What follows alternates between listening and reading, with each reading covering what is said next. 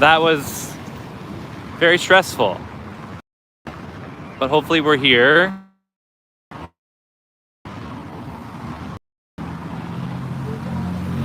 Hopefully you can hear me. Sorry for that. I don't know what the problem is. I need to maybe read up on the proper way to do a live.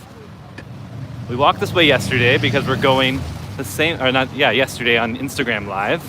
Now we're here on YouTube. Thanks for putting up with that difficulty. Hello, Judy. Thanks for all your support. Good. On the last one, I was live for 15 minutes, but it kept on disconnecting. I was asking St. Philomena to pray for us, St. Anthony of Padua to pray for us. I saw your comments, but it kept saying there was no audio or no video, and I'd reconnect. And I think I told you the other day, you can't. YouTube is funny, you know. I try to be prepared. The days that I'm all prepared are the days where all these problems go or happen. So I'm walking to Santa Maria in Trastevere. You didn't hear me say anything in the last one. I was talking about Agnese, who some of you might have heard about Agnese at this channel. She's known as the original pilgrim, the Pellegrina Romana, the Roman pilgrim in the feminine form. And she has been doing the Roman Station Church Lenten itinerary since 2014. And it's funny, this year especially, but I think maybe because, you know, the last 3 years have been weird. We haven't done, in 2020, we stopped, I think, Sant'Agostino, or maybe, I don't know which church was the last one. But we were thinking maybe we didn't know what restrictions were going to come in 2020. And that's the year I wanted to start Crux Stationalis. I didn't have the name for it. But I was already starting on Instagram to share things. And then it wasn't until 2021 when we were able to pick things back up, obviously in a weird way. But now we're 2021, 2022, 2023. Now there are a lot of people at the stations, which is very nice. I'm going to walk faster than normal because I lost 30 minutes. Okay, we crossed the island yesterday, except that was on Instagram. Some of you might not have been there. So we'll cross the island again. Because we'll cross the island. I don't want to go all the way up to Ponte Sisto. So just so you know, when you're crossing the streets in Rome, if there's no light on the other side, pedestrians have the right of way. So you have to do it smartly, but when you're walking on the white strips, no one can harm you. Hello from South Africa. Nice to have people from South Africa. I didn't know I had followers from South Africa. Oh yes, I did actually. I knew that.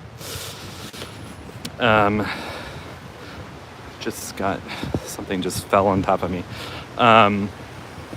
Sant'Agnese, no, not Sant'Agnese, Agnese, the Pellegrina Romana, she has been doing it since 2014, the Roman Station churches.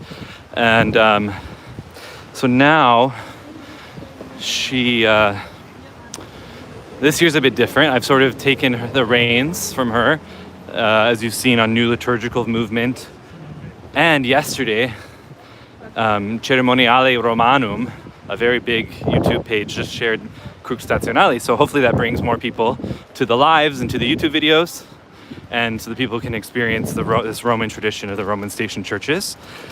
So I remembered this week, because of the station church of San Clemente, that I actually went to a Roman station mass years before Agnese.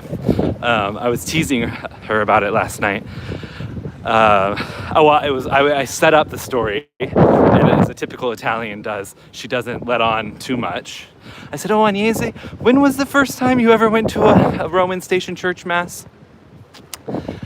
And she wasn't answering my question, which is also typical.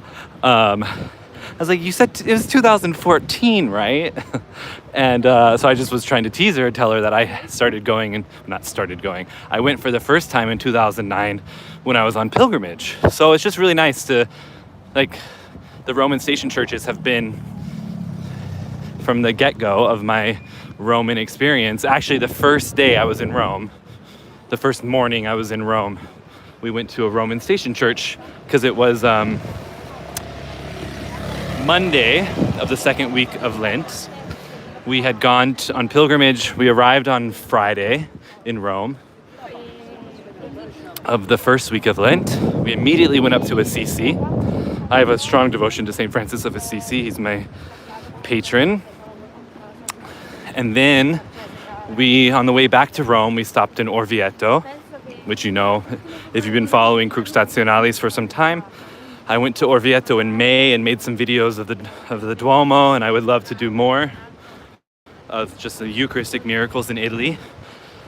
But obviously, as someone who studies St. Thomas, and of course because this was so impactful on the life of the church, bringing the feast of Corpus Christi to the Universal Church,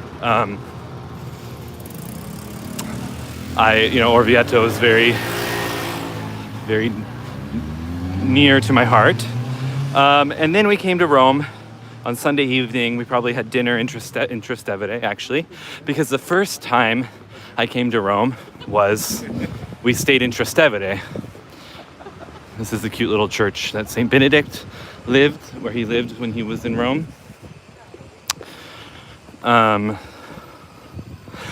We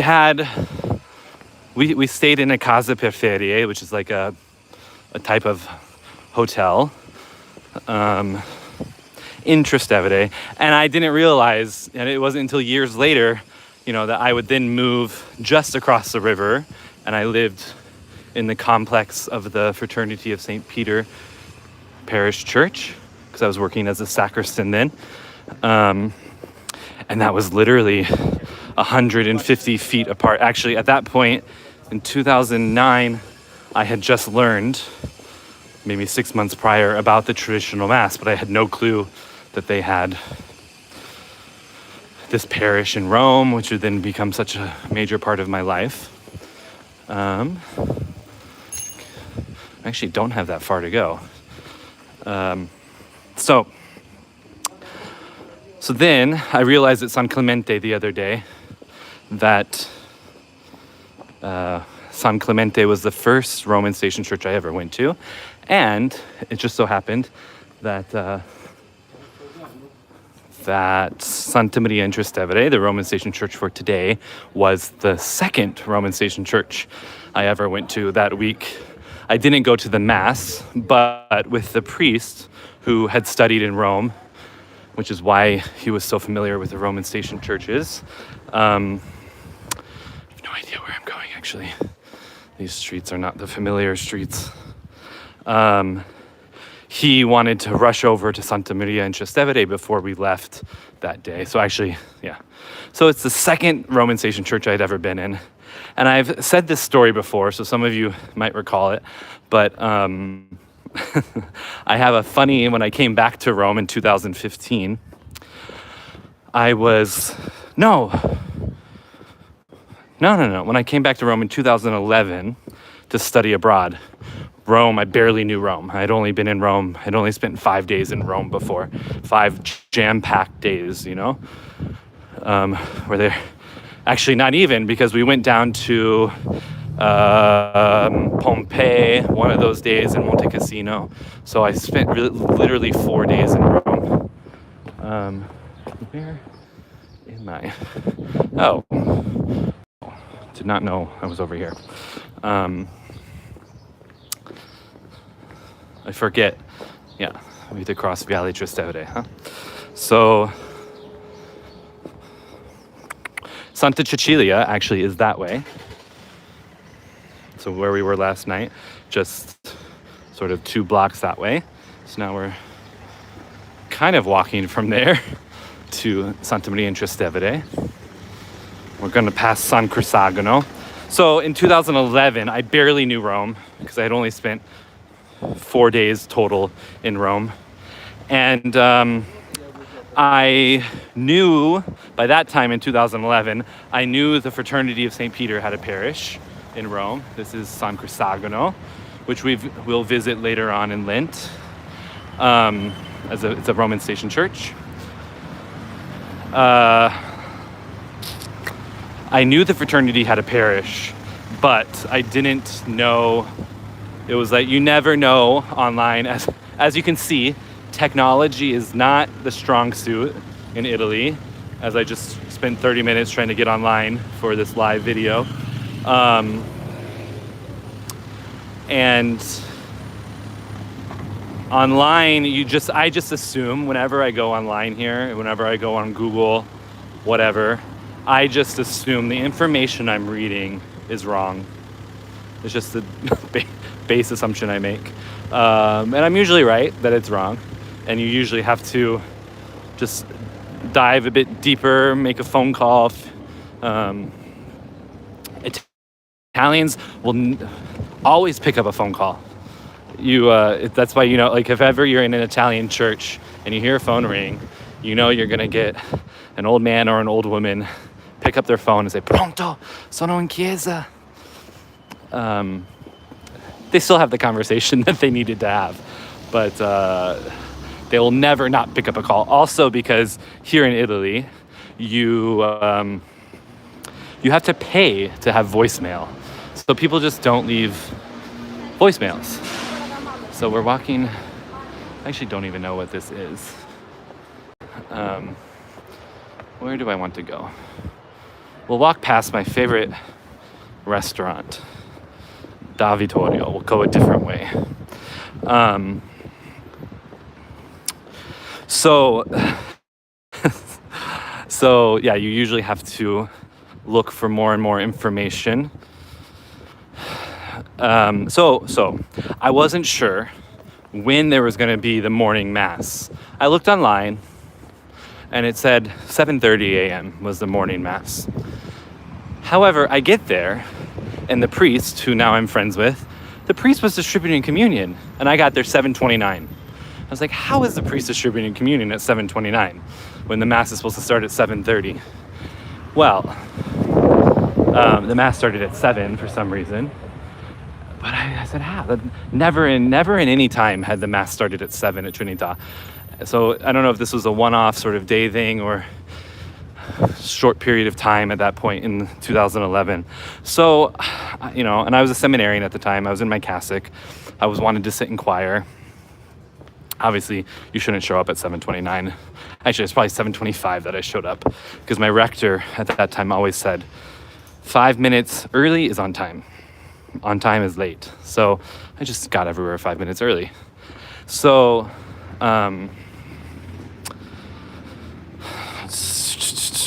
I was a bit annoyed. It was the Feast of San Callisto.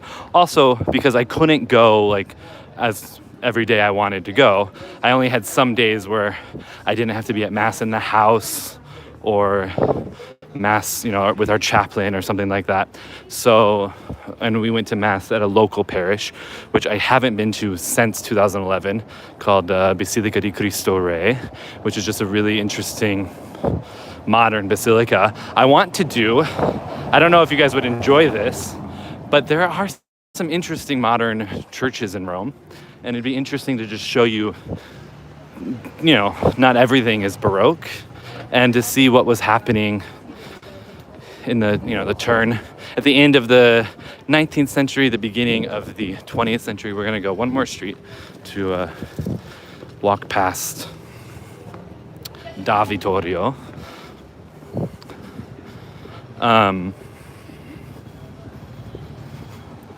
So yeah, it'd be interesting, in Easter time and in the summer to take you to modern churches to show you just sort of a different view of Rome, show you some neighborhoods, show you some secular things in Rome.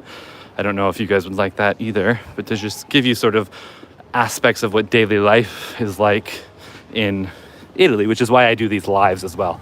So you can see a less tailored sort of aspect of Crux Stationalis walking around the city. This is Vatican property here.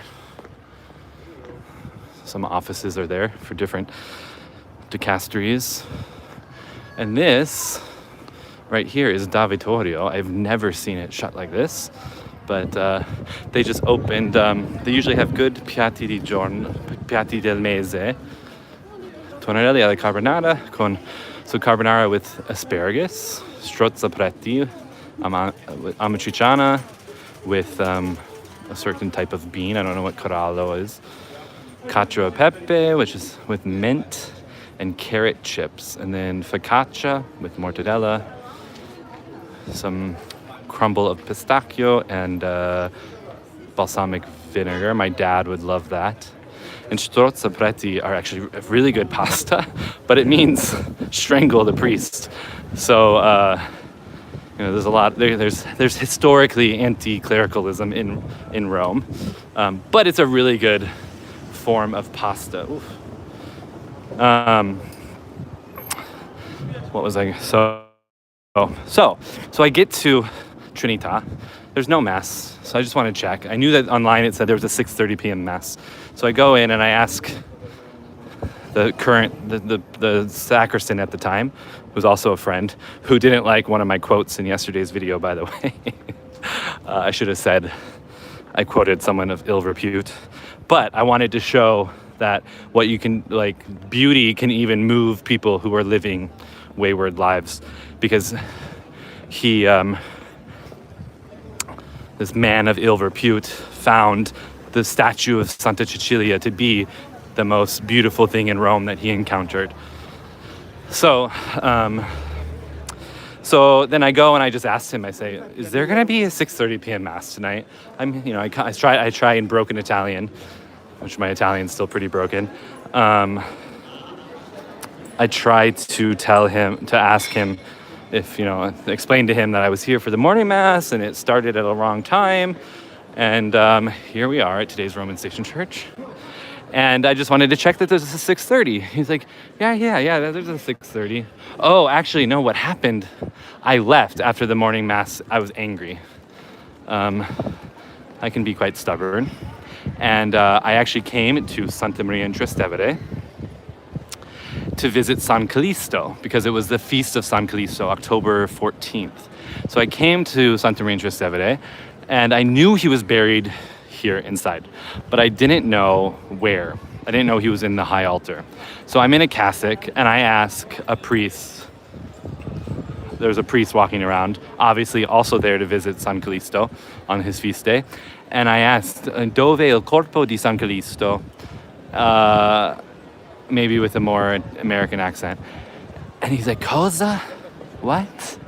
I was like, well, where's the body of San Callisto? Like, how complicated? It's not a complicated question. And he's like, Bar San Callisto? Well, we just walked past a Bar San Callisto over there, which is very famous with the youth. And it's pretty cheap. And I was like, no, obviously it's like 9 a.m. Well, you can get coffee there as well, and cornetto and stuff like that. So, I could have been asking for the Bar San Callisto, but it's the Feast of San Callisto. So obviously when I say Dove il corpo di San Callisto, I'm not saying Bar San Callisto. So I was doubly annoyed. So I just knelt down and prayed to San Callisto, and because I knew he was somewhere, and went back to Trinità after that fact, and the sacristan was sitting in the sacristy, and I said, oh, and I asked the questions about the mass, just wanted to double check that there's a 6:30 mass, and he's like, oh, well, you can just serve mass now.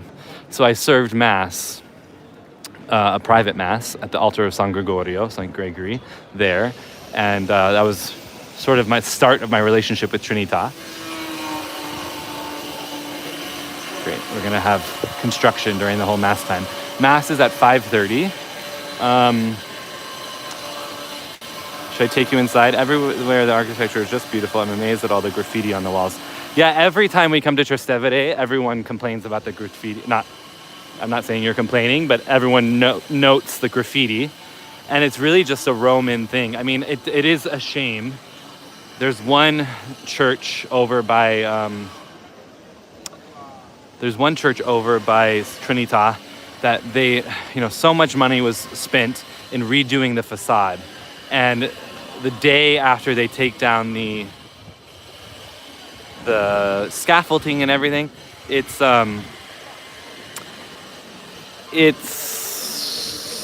gets graffitied that evening. And it's just horrible. It's this nasty green graffiti that I find very disrespectful. Oh, it's just graffiti in general is disrespectful. Vandalism.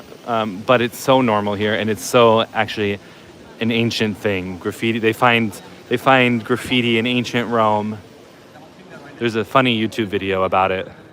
I'll have to find it, but it's just this comedy about these Roman soldiers speaking in Latin and doing graffiti and stuff like that.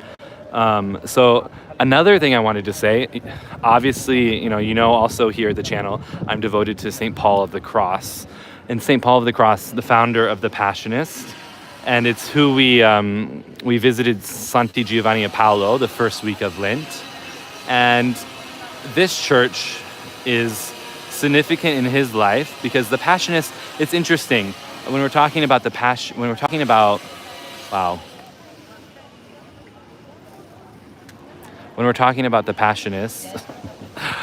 there's never quiet in Rome or Italy. I was saying the other day, Italians don't like silence, or at least Romans don't like silence. But St. Paul of the Cross, at the end of his life, he was called back basically from his deathbed to preach a mission.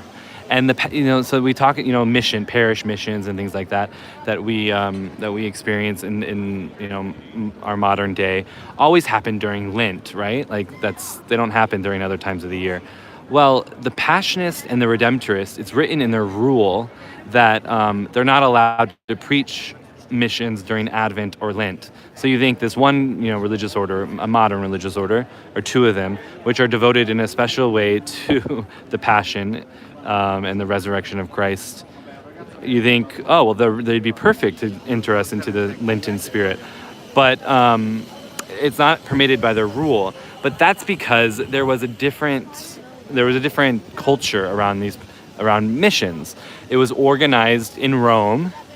The missions were organized basically on the diocesan level, and so many different priests of so many different religious orders preached missions. It was a particular reality of the Passionists and the Redemptorists as a part of their rule to have this active apostolate in conjunction with their monastic life. But they did it during different times of the year. So St. Paul of the Cross, from his deathbed, was basically convoked by the that's not the right word, was summoned by the diocese to preach this last mission, and he preached it here in this square. And he brought everyone of all walks of life, of every state in life, priests, cardinals, bishops, lay faithful, religious. He brought them to tears in meditating upon our Lord. And yeah, so that's another connection with this basilica, which is dear to me. So we have just a couple minutes. We're going to step inside, and then I'll sign off inside. I'm not going to talk inside. And then this YouTube video is coming on Sunday.